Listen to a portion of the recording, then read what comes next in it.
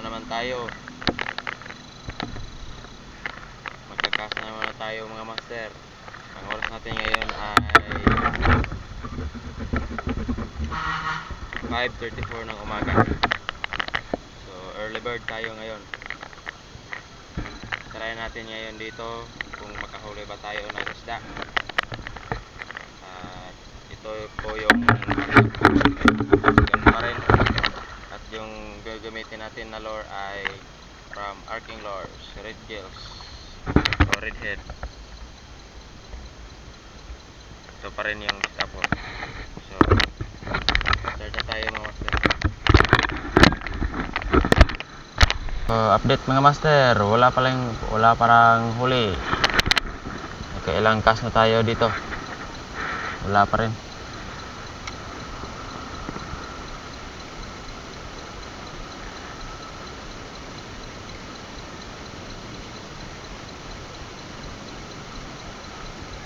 Marami naman nagtatalunan dito na balo pero hindi ko makagat.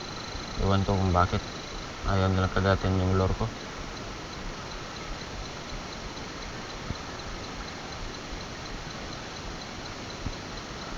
Palitan nga natin ng lure. Baka ayaw nila dito. Palitan natin ng lure ng GT tackle.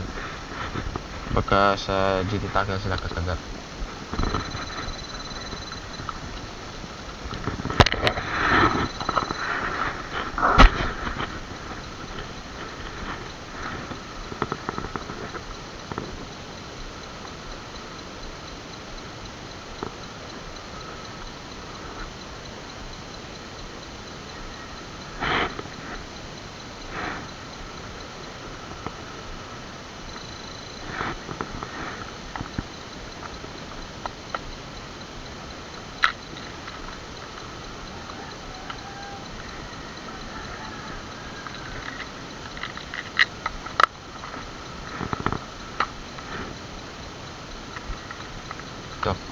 From GT tackle, baka naman.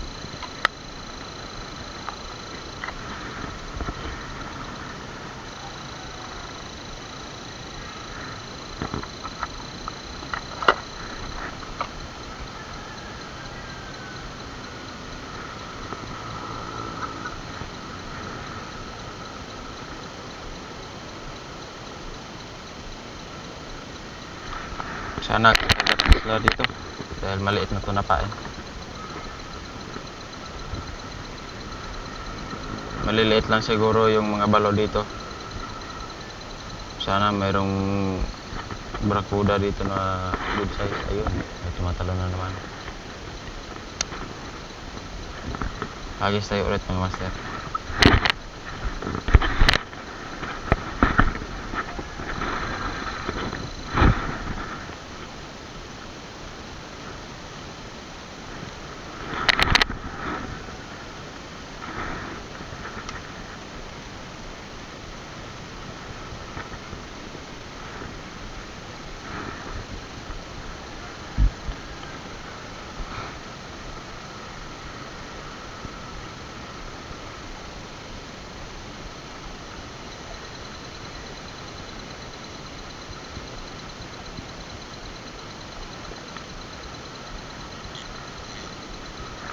Unang hagis, wala.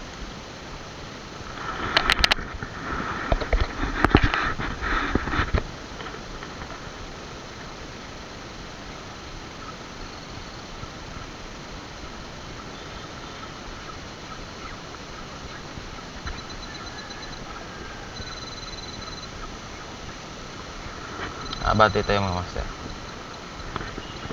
Ingat lang tayo.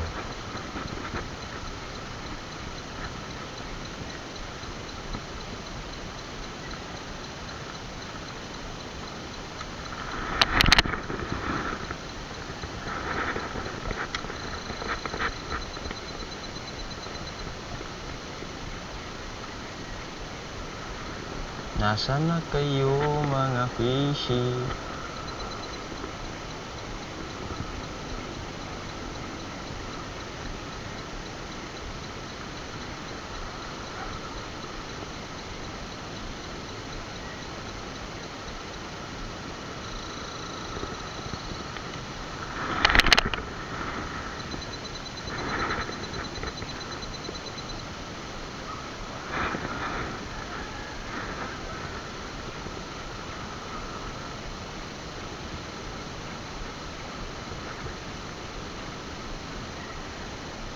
Nasaan na yung mga isda dito?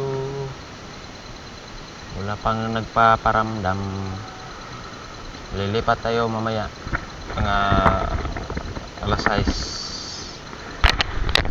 Okay, nag-strike mga master. Maliit lang siguro to na isda. Iba kaya, ano kaya to? May nag-strike. Ano kaya to na isda? Yun, brakuda na maliit. Okay na siguro to. O pagkawalan natin dahil maliit pa. Maliit pa master. Ayun o. Ito yung nagtatalunan kagabi.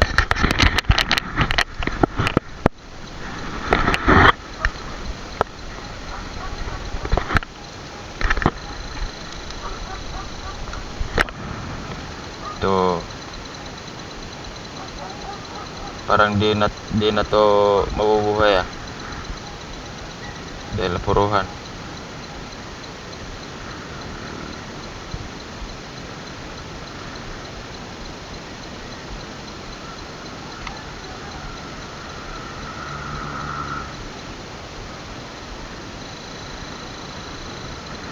Ito mga master, maliit.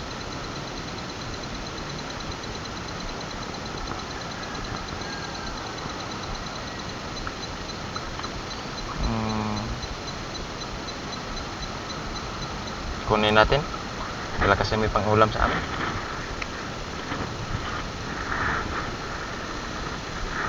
Yun na to. Maliit. Buhayin lang muna natin mga master. Bye-bye.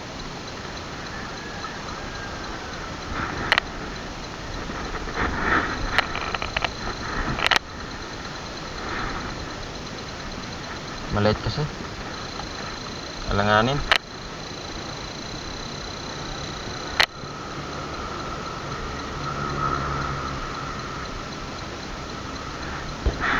Be a responsible angler mga master.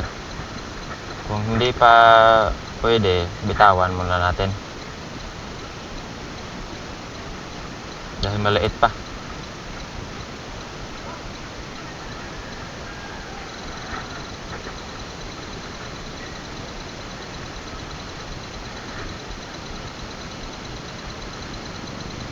Lalaki pa yon.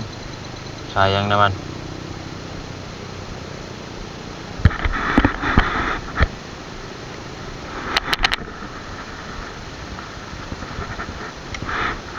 Ayun, may tumatalon dito sa kabila. Ayun. Malaki siguro to na isda yung mahabol.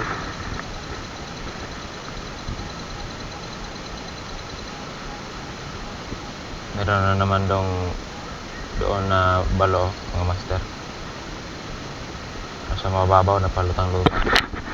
Pag-isa natin.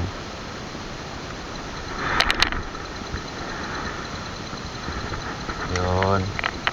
Doon natin padaanin.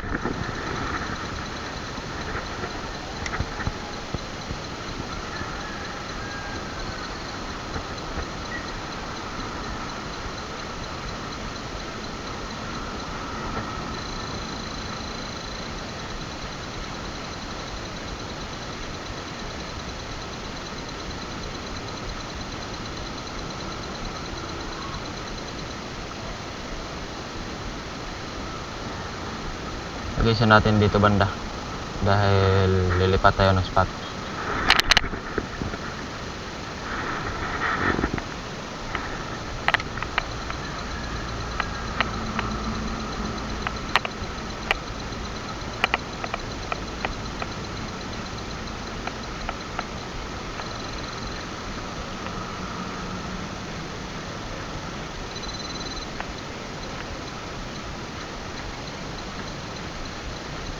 Shoutout kay Kuya.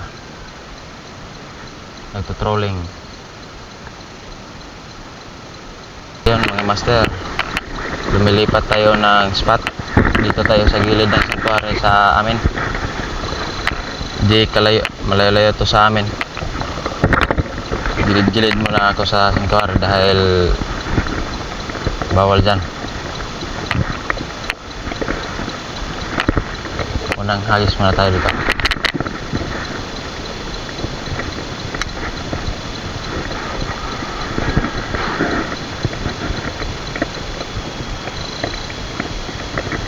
Dahan-dahan lang tayo maglalakad para di mabulabog yung mga isda na nandito.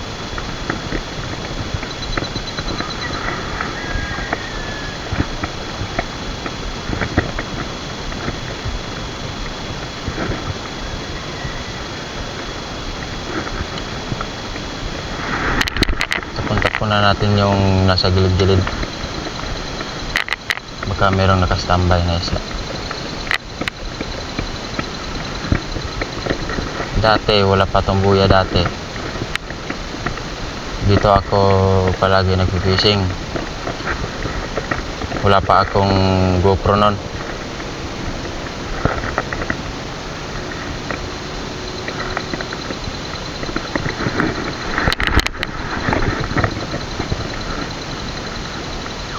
Dito muna tayo sa gilid-gilid.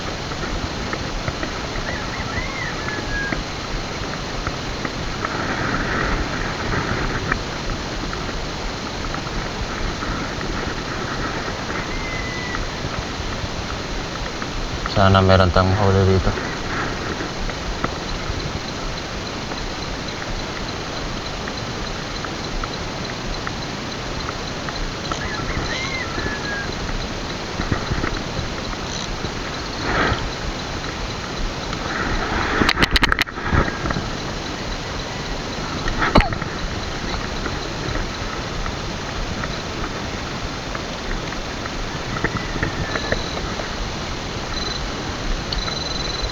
Ganda ng panahon ngayon, hindi mainit. Sana magtuloy-tuloy tumaya. Yun, maliit na grouper mga master, pakawalan din natin ito dahil maliit.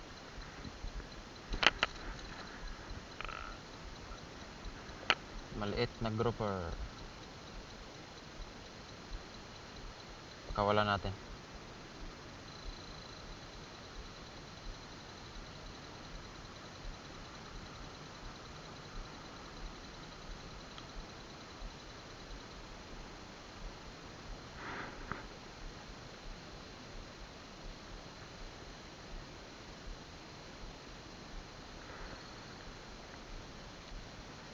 Yan, maliit na grouper master. Peacock grouper.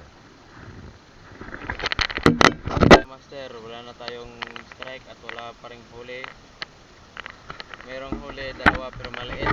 Pinakawalan ko dahil di pa sakto sa size.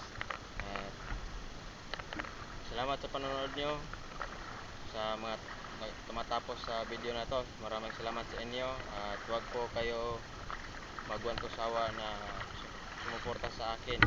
Lahat po ay baguhan lang. So hanggang sa muli mga master, salamat sa pagpapanood nyo at huwag nyo kalimutan mag-subscribe sa YouTube channel ko at sa FB page ko pala. Huwag nyo kalimutan mag-follow and like sa page ko. Maraming salamat mga master. Sa susunod na video na naman. Salamat.